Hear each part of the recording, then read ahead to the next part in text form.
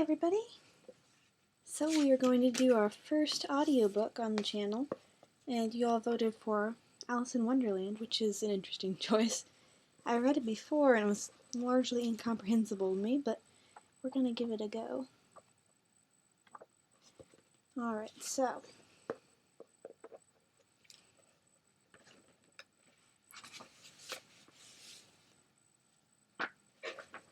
Alice in Wonderland by Lewis Carroll. There's a poem, I believe, at the front. We'll start there.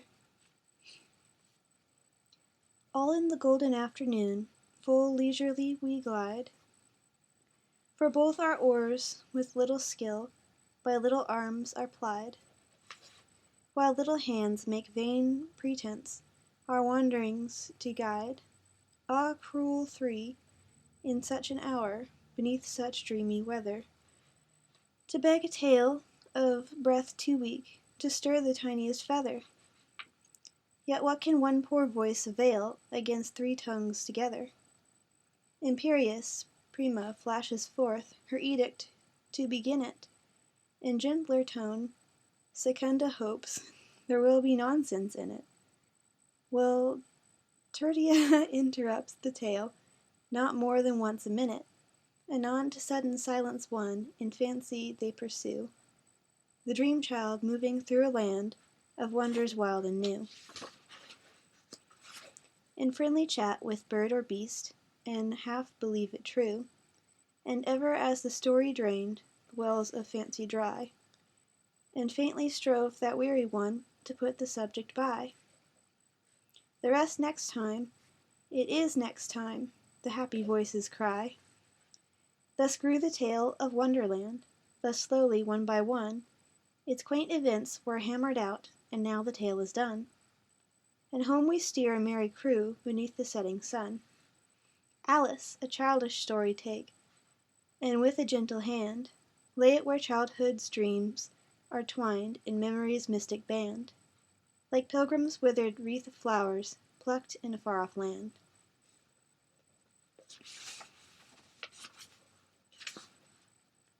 Then we have another poem before we get to the first section, so it's titled Christmas Greetings. From a Fairy to a Child. Lady dear, if fairies may for a moment lay aside cunning tricks and elfish play, 'tis at happy Christmas tide. We have heard the children say, gentle children whom we love, long ago on Christmas Day came a message from above. Still as Christmas tide comes round, they remember it again, echoes still the joyful sound, peace on earth, goodwill to men. Yet the hearts must childlike be, where such heavenly guests abide. Unto children in their glee, all the year's Christmas tide. Thus forgetting tricks and play for a moment, lady dear, we would wish you, if we may, Happy Christmas, or Merry Christmas, Glad New Year. And that's dated Christmas 1867. Pardon me, I'll get a drink.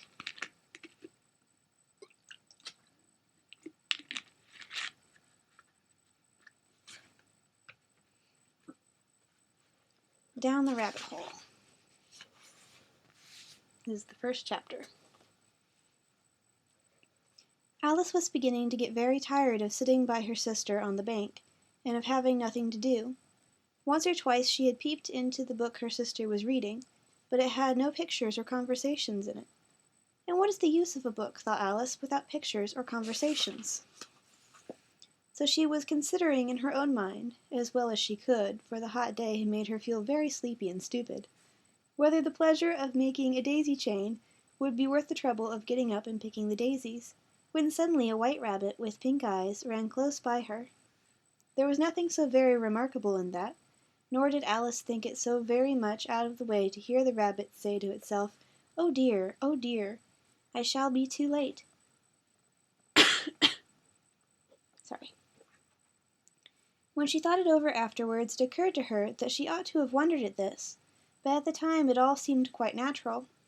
But when the rabbit actually took a watch out of its waistcoat pocket, and looked at it, and then hurried on, Alice started to her feet, for it flashed across her mind that she had never before seen a rabbit with either a waistcoat pocket or a watch to take out of it. and burning with curiosity, she ran across the field after it, and was just in time to see it pop down a large rabbit hole under the hedge.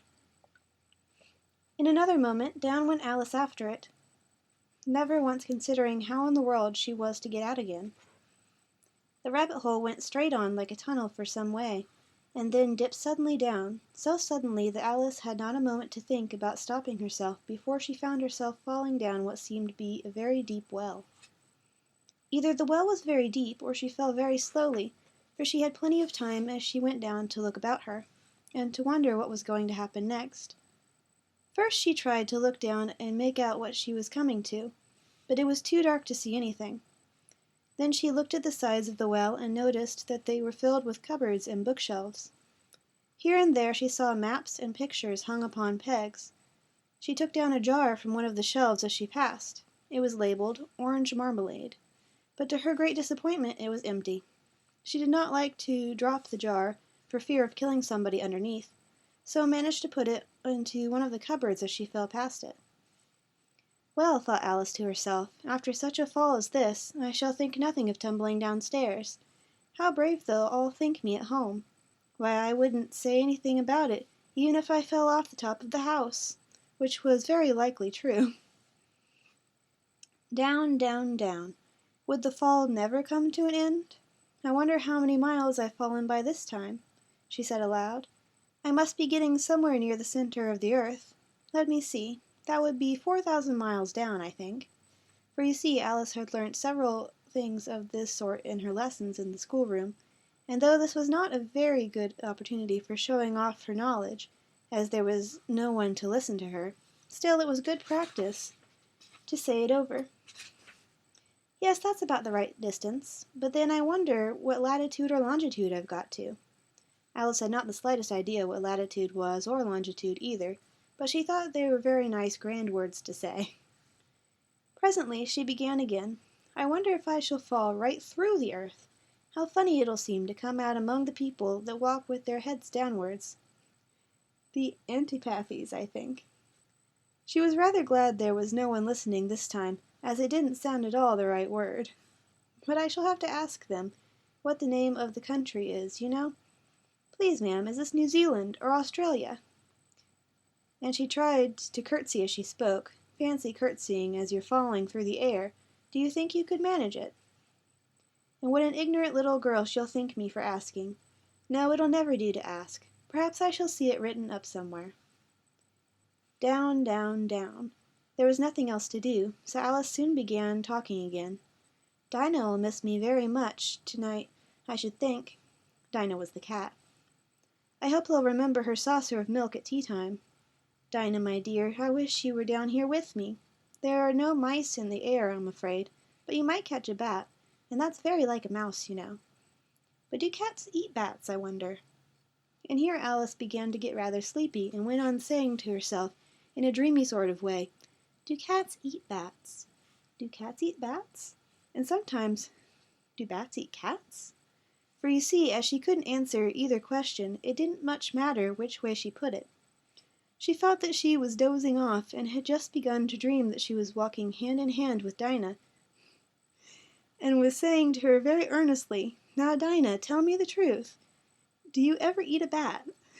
When suddenly, thump, thump, down she came upon a heap of sticks and dry leaves, and the fall was over. Alice was not a bit hurt, and she jumped up on her feet in a moment. She looked up, but it was all dark overhead. Before her was another long passage, and the White Rabbit was still in sight, hurrying down it. There was not a moment to be lost. Away went Alice like the wind, and was just in time to hear it say as it turned a corner, Oh, my ears and whiskers, how late it's getting. She was close behind it when she turned the corner, but the rabbit was no longer to be seen. She found herself in a long, low hall, which was lit up by a row of lamps hanging from the roof. There were doors all around the hall, but they were all locked, and when Alice had been all the way down one side and up the other, trying every door, she walked sadly down the middle, wondering how she was ever to get out again. Suddenly she came upon a little three-legged table, all made of solid glass. There was nothing on it but a tiny golden key, and Alice's first idea was that this might belong to one of the doors of the hall. But alas, either the locks were too large or the key was too small. But at any rate, it would not open any of them. However, on the second time round, she came upon a low curtain she had not noticed before, and behind it was a little door about 15 inches high. She tried the little golden key in the lock, and to her great delight it fitted. Alice opened the door and found that it led into a small passage, not much larger than a rat hole. She knelt down and looked along the passage into the loveliest garden you ever saw. How she longed to get out of the dark hall and wander about among those beds of bright flowers and those cool fountains. But she could not even get her head through the doorway. And even if my head would go through, thought poor Alice, it would be of very little use without my shoulders. Oh, how I wish I could shut up like a telescope. I think I could if I only knew how to begin. For you see, so many out-of-the-way things had happened lately that Alice had begun to think that very few things indeed were really impossible. There seemed to be no use in waiting by the little door, so she went back to the table, half hoping she might find another key on it, or at any rate a book of rules for shutting people up like telescopes. This time she found a little bottle on it, which certainly was not there before, said Alice, and tied around the neck of the bottle was a paper labeled with the words, "Drink me," beautifully printed on it in large letters. It was all very well to say "drink me," but the wise little Alice was not going to do that in a hurry. "No, I'll look first," she said, "and see whether it's marked poison or not." For she had read several nice little stories about children who had got burnt and eaten up by wild beasts and other unpleasant things, all because they would not remember the simple rules their friends had taught them, such as that a red-hot poker will burn you if you hold it too long, and that if you cut your finger very deeply with a knife, it usually bleeds. And she had never forgotten that if you drink much from a bottle marked poison, it is almost certain to disagree with you sooner or later. However, this bottle was not marked poison, so Alice ventured to taste it, and finding it very nice, it had in fact a sort of mixed flavor of cherry tart, custard, pineapple, roast turkey, toffee, and hot buttered toast, she very soon finished it off. "What a curious feeling," said Alice. "I must be shutting up like a telescope." And so it was indeed. She was now only 10 inches high, and her face brightened up at the thought that she was now the right size for going through the little door into that lovely garden. First, however, she waited for a few minutes to see if she were going to shrink any further. She felt a little nervous about this, for it might end, you know, said Alice to herself, in my going out altogether like a candle. I wonder what I should be like then. And she tried to fancy what the flame of a candle looks like after the candle is blown out, for she could not remember ever having seen such a thing. After a while, finding that nothing more happened, she decided to go on into the garden at once. But alas for poor Alice! When she got to the door she found she had forgotten the little golden key, and when she went back to the table for it, she found she could not possibly reach it. She could see it quite plainly through the glass, and she tried her best to climb up one of the legs of the table, but it was too slippery. And when she had tired herself out with trying, the poor little thing sat down and cried. "Come, there is no use in crying like that," said Alice to herself, rather sharply. "I advise you to leave off this minute." She generally gave herself very good advice, though she very seldom followed it, and sometimes she scolded herself so severely as to bring tears into her eyes, and once she remembered trying to box her own ears for having cheated herself in a game of croquet she was playing against herself, for this curious child was very fond of pretending to be two people. But it's no use now, thought poor Alice, to pretend to be two people. Why, there's hardly enough of me left to make one respectable person. Soon her eyes fell on a little glass box that was lying under the table. She opened it and found in it a very small cake, on which the words "Eat me" were beautifully marked in cursive. In currants? I thought that said cursive. In currants. "Well, I'll eat it," said Alice, "and if it makes me grow larger, I can reach the key, and if it makes me grow smaller, I can creep under the door, so either way, I'll get into the garden, and I don't care which happens." She ate a little bit and said anxiously to herself, "Which way, which way?" holding her hand on the top of her head to feel which way it was growing, and she was quite surprised to find that she remained the same size. To be sure, this is what generally happens when one eats cake, but Alice had got so much into the way of expecting nothing but out of the way things to happen that it seemed quite dull and stupid for life to go on in the common way. So she set to work and very soon finished off the cake. And that is chapter 1. We're going to cut it off there for the moment, but so far it is a lot funnier than I remember, so I hope you're enjoying it, and don't forget to check in for the next part. Bye-bye.